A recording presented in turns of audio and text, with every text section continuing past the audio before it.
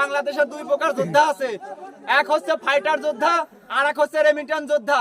আমরা এখানে যারা আছি সবাই রেমিটেন্স যোদ্ধা। আমরা শুধু একটা কথাই বলতে চাই, 1971 সালে যখন আমাদের দেশে যুদ্ধ হয়, যত মুক্তিযোদ্ধা ছিল সবাই যুদ্ধ করছে দেশ এবং পরিবারকে রক্ষা করার জন্য।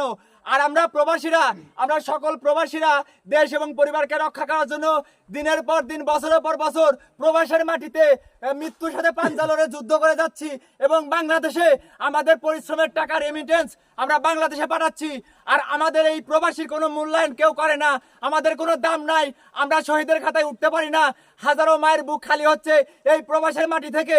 আমরা বাংলাদেশের সরকারের প্রতি তীব্র নিন্দা জানাচ্ছি। বাংলাদেশের মুক্তিযোদ্ধাদের যদি 30% কোটা থাকে, তাহলে আমাদের প্রবাসীর পক্ষ থেকেও 30% কোটা চাই।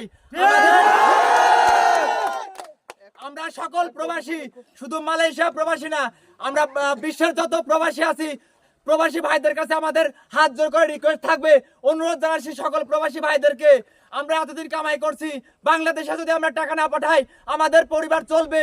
আমরা 6 মাস, 2 মাস, 5 মাস বাংলাদেশে কোনো রেমিটেন্স পাঠাবো না। আমরা দেখি বাংলাদেশ সরকার আমাদের দাবি যদি না মানে, আমাদের স্টুডেন্টদের দাবি যদি না মানে, তাহলে আমরা বাংলাদেশ ব্যাংকে করে টাকা আর পাঠাবো না। আমাদের দাবি সকল প্রবাসী একজোট,